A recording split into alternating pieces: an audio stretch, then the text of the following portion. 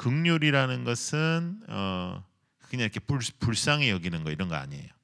그러니까 불쌍히 여긴다. 이제 누구를 이렇게 불쌍히 여긴다. 이런 것이 아니고 이렇게 지나가다가 이제 사람이 이제 뭐 이렇게 어려운 사람이 있다. 그래서 그 사람을 보고 불쌍하다. 이렇게 느끼는 게 긍휼은 아니에요. 그건 그냥 이렇게 느끼는 거죠. 그리고 만약에 그 사람에게 우리가 돈을 조금 줘요. 지나가다가 그거는 긍휼히 여기는 게 아니고 기부하는 거예요. 긍휼은 그보다 조금 더 강합니다.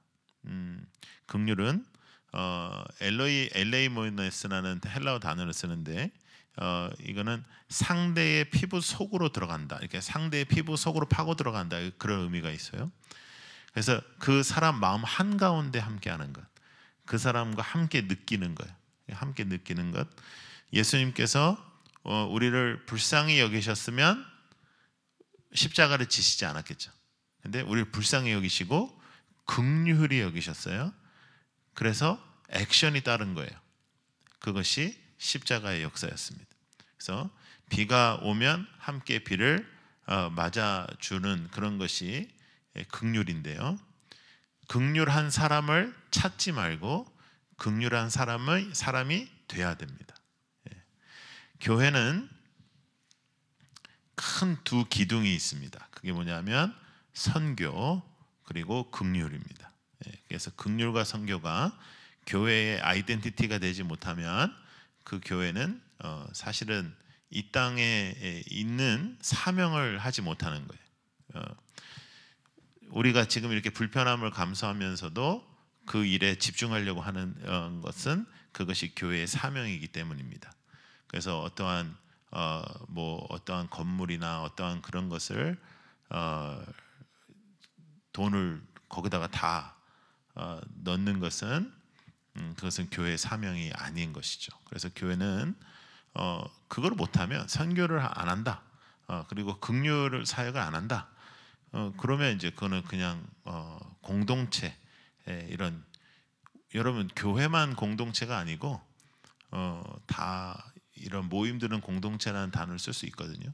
그래서 하나님의 공동체가 아니게 되는 거예요. 이건 굉장히 우리가 깨어 있어야 되는 그런 부분입니다. 근데 예수님께서 뭐라고 하셨냐면 긍휼히 여기는 자는 복이 있다 했어요. 그러니까 긍휼을 받는 자가 복이 있다. 긍휼히 여기는 자가 복이 있다. 긍휼히 여기는 자가 복이 있다. 그러니까 긍휼한 사람을 찾지 말고 나를 도와줄 사람을 찾지 말고 나와 함께 비 맞아줄 사람을 찾지 말고 비를 맞아주고 함께하고 그의 마음에 함께. 그러니까 문제 해결 능력이 우리에겐 없잖아요. 그런데 함께하는 것. 그 사람과 함께하는 것. 그것이 하나님께서 우리에게 원하는 것입니다. 그래서 예수님의 삶은 그냥 긍휼의 삶이었죠. 대표적인 긍휼한 사람을 우리가 신약에서 꼽으면 여러분 누가 생각나요? 예, 맞아요. 선한 사마리아인이 생각납니다. 그걸 어떻게 맞췄지? 하여간 대단한 수준이에요. 그 선한 사마리아인이 생각나는데 그 선한 사마리아인을 이렇게 우리가 바라보면 그 사람은 바라보고 불쌍히 여겼어요? 긍휼히 여겼어요? 긍휼히 여겼다는 거죠. 그냥 불쌍히 저 사람 너무 불쌍하네. 강도 맞고 너무 불쌍해. 이렇게 여기지 않았단 말이에요. 종교인이 지나가고 민족 지도자가 지나가도 다 불쌍히는 여겼을 거 아닙니까? 그죠? 불쌍히 여긴 거에 크레딧을 주지 말란 말이에요. 근데 우리는 불쌍해. 그걸로 내가 괜찮은 사람인 줄 아는 거예요. 저 사람 너무 불쌍하네. 아무것도 안 했어요. 네? 불쌍하네. 근데 또 가끔 또 기부도 하는 거예요. TV에서 너무 불쌍한 사람 나오면 전화로 ARS로 또 전화를 하고 얼마 하고 이제 내가 했다라고 느껴지는데 그것은 긍휼함이 아니라 긍휼함은 함께하는 거예요. 거기 함께하고 느끼는 것입니다. 지금 우리가 미얀마에도 집중적으로 우리가 고민하고 기도하고 지금은 저희들 파송선교사가 거기 있기 때문에 그 중심에 있기 때문에 함께 기도하는 거 이렇게 함께 하는 것이 중요한 거예요. 그냥 이렇게 불쌍하네, 잘 돼야 되겠네 이렇게 생각하는 것이 아니라 거기 함께하는 거죠. 근데 사마리아인은 이제 그 사람과 함께하는 거예요. 근데 참 이 사마리아인을 우리가 부를 때 어떤 사마리아인이라고 부르죠? 선한 사마리아인이라고 부릅니다. 근데 이제 우리는 그것을 이제 들을 때 아무런 거리낌이 없는데, 그 당시에 사마리아인은 유대인에게 어떤 사람이었어요? 사람으로 여기지 않는 사람이었어요. 그러니까 사람으로 여기지 않는 사람들의 앞에 선한이라는 단어를 사용하셔서 예수님께서 이렇게 우리에게 말씀을 하시는 아주 중요한 이유가 있다는 거죠. 예. 너희가 생각하는 가장 거룩한 제사장, 너희가 생각하는 서기관 아무 쓸모 없어. 말만 해, 너희 생각만 해.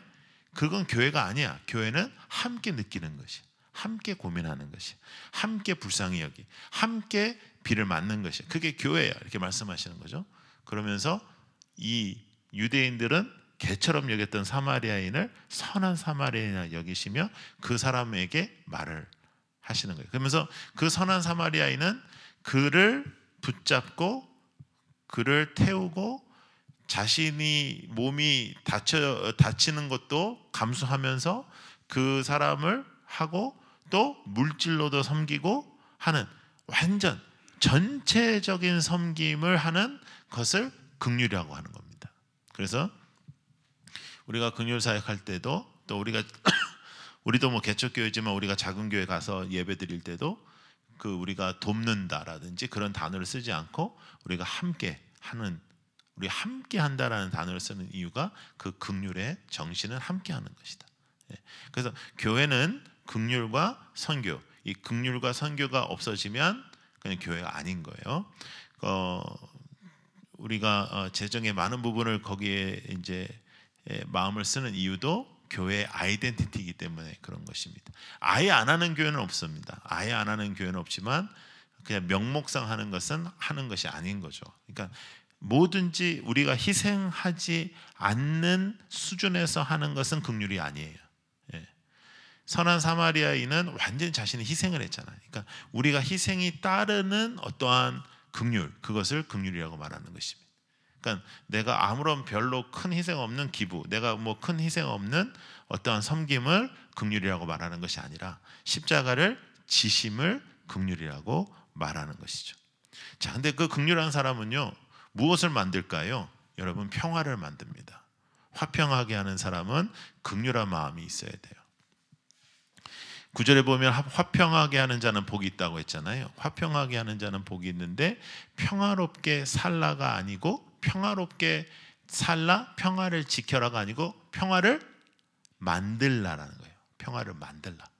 근데 쉽지 않습니다. 살다 보면 좋았던 관계도 어려울 때가 있고, 어려운 관계에서 거의 불가능한 관계도 나올 때가 있고, 그 모든 관계를 다 해결하라는 것은 아니겠지만 우리가 적어도 누군가와 누군가의 이간질하지 말고, 또 누군가가 잘 되는 것을 질투하지 말고, 어떠한 사람의 생명을 살려내는 것은 너무너무 중요한 일입니다.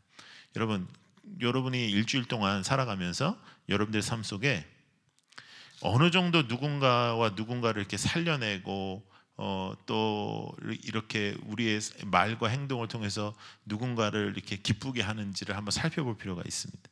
자, 골로새서를 한번 볼까요? 골로새서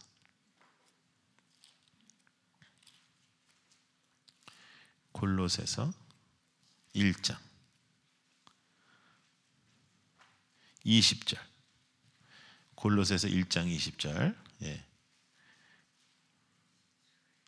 읽어요. 시작. 그의 십자가의 피로 화평을 이루사 만물 곧 땅에 있는 것들이나 하늘에 있는 것들이 그로 말미암아 자기와 화목하게 되기를 기뻐하시니라 했어요. 십자가를 통해서 하나님께서 이루신 역사는 뭐죠? 화목입니다. 화목, 화평, 평화. 그래서 악을 만들고 관계를 깨는 인생은 하나님의 마음이 없는 거예요. 십자가의 마음은 평화를 만드는 것입니다. 십자가의 마음은 우리를 하나님 보시기에 아름답게 세워가는 것이. 자, 한 군데 더 볼게요. 고린도후서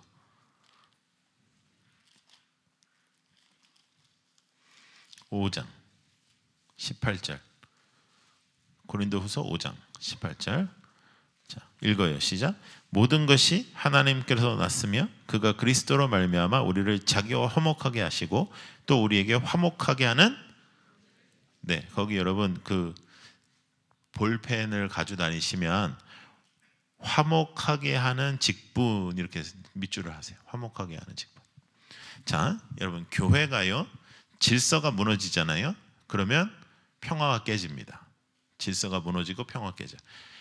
교회의 평화와 질서가 언제 깨지죠? 본질을 놓치면 깨집니다. 이 교회는 정말 그래요. 예. 교회는 정말로 그래요. 교회는 이상하게 되는 게 너무 빨라요. 참 이상한데 교회는 참 그래. 예. 그리고 교회의 주인은 하나님이신데 사람이 주인의 행세를 하면 교회는 반드시 망가져요. 그래서 여러분 우리는 건강한 신앙생활, 건강하게 하나님 앞에 나아가야 되는데 그러려면 무엇을 붙잡아야 된다? 본질. 자, 본질은 뭐예요? 십자가. 십자가의 마음을 우리가 붙잡는 거죠. 십자가의 마음에 가장 그러니까 두 가지. 제가 자꾸만 이게 영어가 나오네. 두 가지 핵심 액션이 있다 말이야. 십자가의 두 가지 핵심 액션. 그게 뭐냐면 긍휼, 선교. 예. 그게 없으면 교회가 아니다. 예, 그게 없어. 예. 저희가 지금 작고 아직 개척한 지 얼마 안 된 교회지만 이제 2살 된 교회지만 애를 써서 선교사들을 파송하고 애를 써서 단체들을 저희들이 발굴하고 그런데 우리가 애를 쓰는 이유는 그건 교회의 사명이고요. 교회의 사명이라고 말하는 것도 너무 약하고 교회의 여기에 이 교회가 있는 이유예요. 그러니까 하나님께서 교회를 세운 이유란 말이에요. 십자가의 마음으로 너희들이 살아라. 그러니까 우리가 다 교회죠. 우리 한 사람 한 사람이 교회죠. 근데 그 교회가 모여서 교회 공동체를 이루면 그 교회 공동체로서 우리가 서로를 화목케 하면서 우리가 본질을 붙잡고 선교와 긍휼을 행하는 공동체가 돼야 한다. 이것은 교회의 본질입니다. 이걸 잃어버리면 이제 다 잃어버리는 거예요. 근데 자, 여기 오늘 우리 하나님의 말씀을 자세히 보시면 화평하게 하는 자는 복이 있나니 그들이 하나님의 어떻게 아들이라 했어요. 하나님의 아들. 자, 아담과 하와 생각나시죠? 뱀은 아담과 하와에게 너희가 이거 먹어. 너 이거 먹으면 너 하나님처럼 돼. 너 이거 먹어. 하나님의 말씀 순종하지 말고 이거 먹어. 그러면 너는 하나님의 권력을 갖게 돼. 라고 유혹을 하지만 하나님께서는 뭐라고 말씀하시냐면 너희가 긍휼한 마음으로 본질에 힘써서 이 땅에 화목하는 역사를 이루어내면 너희는 하나님의 아들이라 일컬어받는다 말씀을. 무엇에 어떠한 권력을 잡아서 하나님의 아들이 되는 게 아니라 오히려 하나님의 십자가 앞에서 우리가 완전히 엎드려질 때 하나님께서는 우리를 하나님의 아들이라 일컬어 주신다. 오늘 이 말씀은 뭐 예수님께서 직접 하신 말씀이니까 뭐 너무너무 절대적인 말씀이죠. 이 말씀은 본질적인 말씀이기 때문에 우리가 순종해야 되는 것뿐만 아니라 이건 가슴에 품어야 되는 거예요. 그래서 하나님의 마음을 품게 해달라. 십자가의 마음을 품게 해달라. 십자가에서까지 우리를 용서하시고 불쌍히 여겨주시고 바로 옆에 있는 강도를 생명을 살리셨던 예수님의 마음을 달라고 우리가 기도하는 것입니다. 그 마음이 어떤 마음이냐 하면 자 8절 마음이 청결한 자입니다. 그 십자가에서 주님께서 그 우리를 바라보시고 긍휼히 여기시고 그 강도를 바라보시고 그 강도를 살리시려고 하고 끝까지 주님의 말씀을 순종하시려고 하고 끝까지 하나님을 붙잡으셨던 그 마음이 청결한 마음입니다. 자, 마음이 청결하다, 깨끗하다 하는 것은 우리가 좀 쉽지 않은 거예요. 그런데 여러분 성경은 항상 깨끗함의 강조가 있습니다. 기억하시죠? 큰 그릇, 작은 그릇, 뭐 금그릇, 은그릇 다 필요 없다. 예수님께서 뭐라고 하시냐면 깨끗한 그릇. 내가 좋아하는 그릇은 깨끗한 그릇이야. 근데 우리는 기도를 어떻게 하냐면 깨끗한 그릇이 되게 해주십시오라고 기도 안 하고 금그릇, 다이아몬드 그릇, 뭐 보석의 그릇, 눈에 보기 또 좋은 그릇 되게 해달라고 기도하죠. 우리 대한민국에서 가장 많이 기도하는 기도 내용 중에 하나가 뭐냐면 꼬리 말고 머리가 되게 해달라는 거예요. 그래서 어느 교회보다도 우리나라 교회들이 싸움을 많이 하는 거예요. 머리가 너무 많아가지고. 그거는 본질에서 벗어나는 거예요. 본질에서. 하나님이 주인에서 벗어나는 거예요. 자, 여러분 하나님의 마음을 품는 것, 십자가의 마음을 품는 것, 예수님께서 십자가에 달렸을 때 어떤 마음으로 십자가에 달렸을까?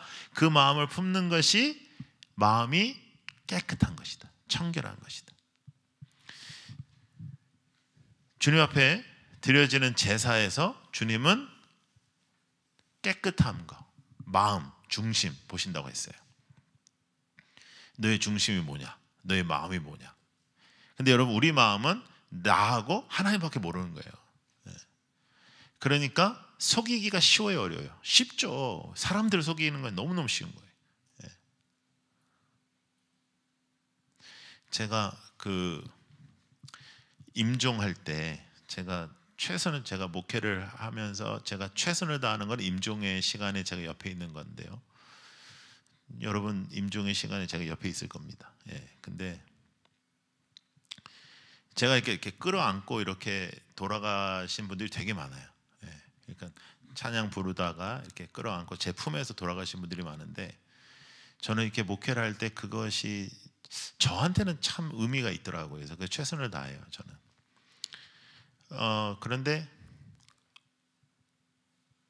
정말 너무너무 괜찮은 분인데, 너무너무 이제 우리가 알기로는 너무 예수도 잘 믿고 인격도 참 훌륭하신 분인데, 이거 죽을라는데 막 이상한 소리 하면은 진짜 미칩니다, 정말로.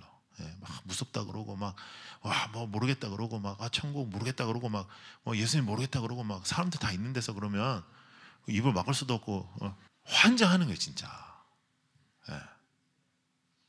정말 환장해요. 진짜 그분이 죽어서 어디 갔는지는 나는 잘 모르겠지만, 또 그 한마디로 뭐 또 지옥 갔다 이렇게 말하기도 참 그래요. 뭐 우리가 뭐 얼마나 거룩한 사람들이에요. 그러나 너무 마음이 힘들어지는 거예요. 그 장래가 너무 힘들어지는 거예요, 이제. 그런데 병상에서 세례를 받았어요. 병상 세례를 받았단 말이에요. 그러니까 교회는 한 번도 못 간 거예요. 이분은 교회에서 예배를 한 번도 못 드린 거죠. 병상 세례를 받고 병상에서 저랑 예배 몇 번 드리고, 그런데 뭐 잠자는 것 같이 편안하게 가시고, 가기 전에 우리 손잡고 뭐 축복하고, 뭐 예수님의 이름으로 축복한다 그러고, 뭐 이제 한 3주 된 크리스찬이, 교회에서 예배도 한 번 못 드려본 사람이 그러고 싹 돌아가시면, 여러분, 삶의 죽음의 그 시간엔 분명한 거 한 가지가 있습니다. 그게 뭐냐면, 사람은 죽으면 어디를 간다. 이게 너무 분명해요. 그러니까 뭐 하나님이 있네 없네 뭐 다 쓸데없는 소리 많이 하는데, 사람이 죽을 때 보면 이건 천국과 지옥이 있다는 게 확실해져요. 그런데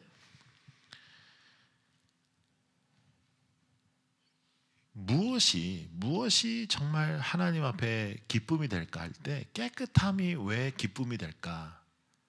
눈에 보여지는 것들, 사람들한테 인정받는 것들에 둘러싸여 있는 그릇은 더러운 거예요. 오히려 이렇게 그릇을 보면 이 그릇의 이 겉은 깨끗한데 이 안이 더러운 거예요. 그런데 얼마 되지 않아도 순박하게 주님을 붙잡은 사람은 이 그릇이 깨끗한 거예요. 그러니까 평탄하게 가는 거예요. 제가 그전에도 한번 말씀드렸지만, 평생을 남미의 선교사로 살다가 이제 은퇴하시고 미국에 오셔서 노후를 맞이하셨던 선교사님 계셔요. 여자분인데, 그분이 저희 아버님 교회를 나왔는데, 그분 돌아가셨을 때 향내가 났었어요. 그 몸에서. 야, 이거 어디서 이렇게 좋은 냄새가 나냐? 그 몸에서 나는 거예요. 저는 그때 청소년이었고 충격적이었어요, 진짜. 여러분, 우리는 이 땅의 가치관으로 살지 않겠다라고 고백하면서 우리의 기도는 화려한 그릇을 달라고 기도하지는 않는가? 여러분의 그릇이 지금 이 시간 그 그릇이 바뀌어야 되는 게 아니라, 그 그릇이 깨끗해져야 된다는 거죠. 그 마음이 청결한 자는 누구를 봐요? 하나님을 본다. 하나님을 본다. 그러면 마음이 청결하지 못하면 하나님을 보지 못한다. 하나님을 본다는 의미는 하나님 앞에 예배드리고 하나님과 관계를 갖는 거예요. 하나님과 의미가 있는 삶이 되는 것입니다. 하나님의 자녀로 살아간다는 거예요. 여러분, 여러분들의 삶 속에 우리의 삶이 얼마나 깨끗한가. 자, 시편 한번 볼까요? 시편 24편.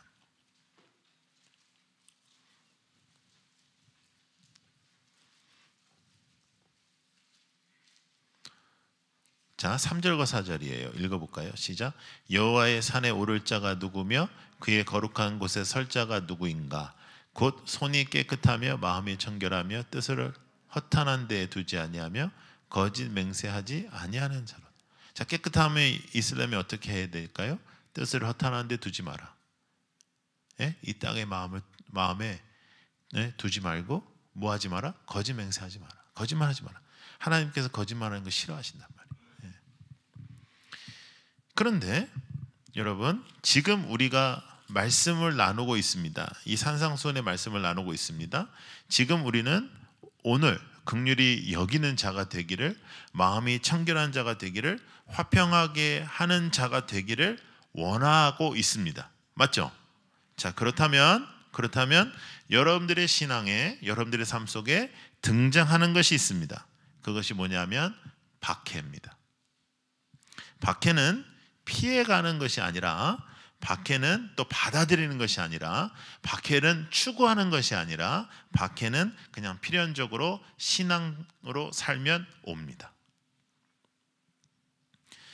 나는 뭐 박해를 싫어, 뭐 그런다고 안 오는 게 아니고, 나는 박해를 원해, 뭐 그런다고 오는 게 아니라, 그냥 박해는 하나님의 말씀으로 살면 이 땅에서는 경험하게 되는 수순이에요. 그래서 뭐 핍박을 피해가게 해달라고 기도할 필요도 없고, 또 핍박을 뭐 저에게 달라 뭐 이렇게 할 필요도 없고, 이것은 그냥 하나님의 말씀으로 살면 그냥 오는 거예요.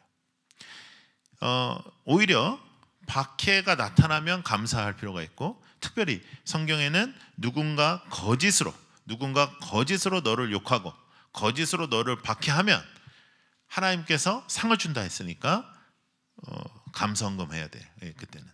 예. 근데 거꾸로 우리가 한번 생각해 보면,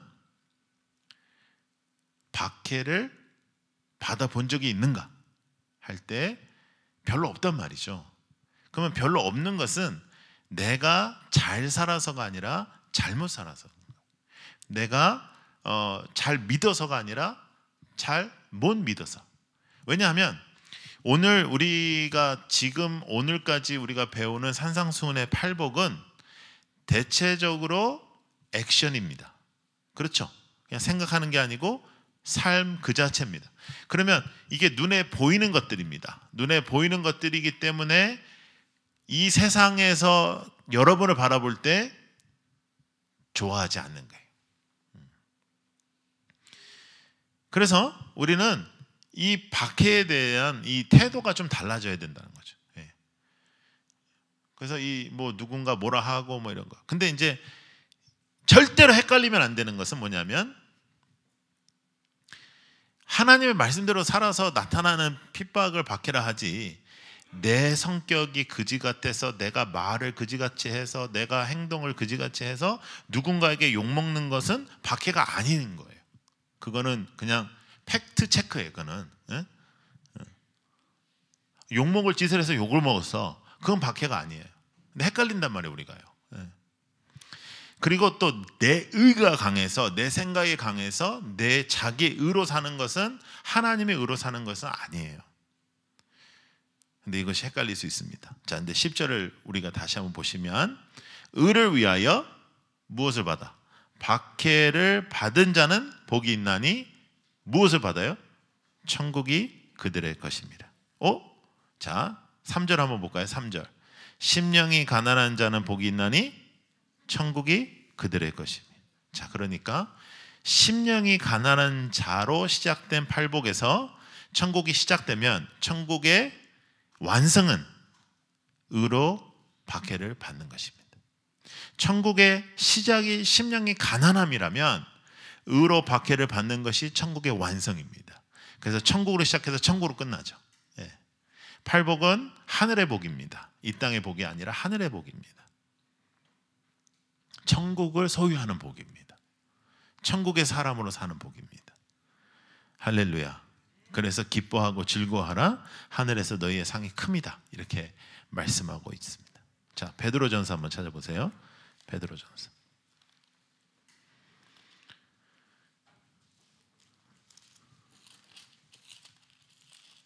베드로전서 2장 19절. 자, 25절까지 읽을 건데요. 제가 읽을 거예요. 여러분들 눈으로만 보시고 또 마음에 와닿는 부분이 있으면 이렇게 밑줄 그시고 하세요. 부당하게 고난을 받아도 하나님을 생각함으로 슬픔을 참으면 이는 아름다우나 죄가 있어 매를 맞고 참으면 무슨 칭찬이 있으리요. 그러나 선을 행함으로 고난을 받고 참으면 이는 하나님 앞에 아름다우니라. 이를 위하여 너희가 부르심을 받았으니 그리스도도 너희를 위하여 고난을 받으사 너희에게 본을 끼쳐 그 자취를 따라오게 하려 하시었으니 그는 죄를 범하지 아니하시고 그 입에 거짓도 없으시며 욕을 당하시되 맞대어 욕하지 아니하시고 고난을 당하시되 위협하지 아니하시고 오직 공의로 심판하시는 이에게 부탁하시며 친히 나무에 달려 그 몸으로 우리 죄를 담당하셨으니 이는 우리로 죄에 대하여 죽고 의에 대하여 살게 하려 하심이라. 그가 채찍에 맞음으로 너희는 나음을 얻었나니 너희가 전에는 양과 같이 길을 잃었더니 이제는 너희 영혼의 목자와 감독 되신 이에게 돌아왔느니라. 이렇게 말씀하셨어요. 그러니까 이제 이 본질의 십자가의 마음을 우리는 붙잡고 살아가는 것입니다. 여러분, 우리는 계속해서 이제 앞으로 7월 말까지 산상수훈을 배울 때마다 매 주일마다 이 팔복을 계속 우리가 읽는데 이 팔복의 능력이 여러분들의 삶에 나타나기를 축복합니다. 그리고 교회가요, 우리가 이제 2주년을 이제 마쳤는데 본질에서 벗어나면 끝장이에요. 그냥 끝장나는 거예요. 예.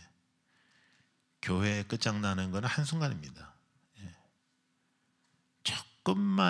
조금만 이 뭐랄까 이 포인트가 잘못되면 그 예배에 하나님의 임재가 없고, 요한계시록에는 그것을 어떻게 표현했죠? 촛대를 옮긴다. 예. 내가 너 촛대 옮긴다. 그러면 끝장입니다. 예. 우리도 다 겸손하게 두렵고 떨림으로, 그렇죠? 두렵고 떨림으로 하나님을 붙잡고 살아가는 것이죠. 자, 여러분들께 도전하고 싶은 말씀이 있습니다. 그건 뭐냐면, 어느 누군가의 순교, 어느 누군가의 핍박, 어느 누군가의 박해가 여러분들의 인생에 그저 감동적인 이야기가 아니라 여러분들의 길이 되기를 기도하십시오. 야, 진짜 우리 성도님들 수준이 높네요. 이게 아멘이 나온다는 건 저 아멘이 안 나올 줄 알았거든요. 저는 한 사람도. 예. 제가 이 원고를 쓰면서도 야, 너도 진짜 목사가 어떻게 이런 말을 쓰냐 하는 정도로 제가 마음에 무거웠어요. 근데 내가 다시 한번 읽어볼게요. 순교, 핍박의 이야기가 그저 감동적인 이야기가 아니라 나의 길이 되기를. 나의 길이 되기를. 매일 우리는 순교하는 것입니다. 매일 나는 죽고 주님이 사시는 것을 기도하는 것입니다. 매일 나는 거룩을 붙잡습니다. 매일 나는 헌신합니다. 매일 나는 삶의 변화를 팔복으로 영적 제사로 올려드리는 신앙을 갖게 하여 주시옵소서. 그래서 진짜 신앙 되게 하여 주옵소서. 첫 번째 복부터 여덟 번째 복까지 천국의 완성이라면 나의 삶 속에 천국의 모습이 드러나게 하여 주시옵소서. 마지막 때에 본질을 붙잡고 마지막 때에 교회의 진짜 모습이 어떠한 모습인지를 선포할 수 있는 그러한 공동체가 되게 하여 주시옵소서. 여러분 함께 기도하십시다.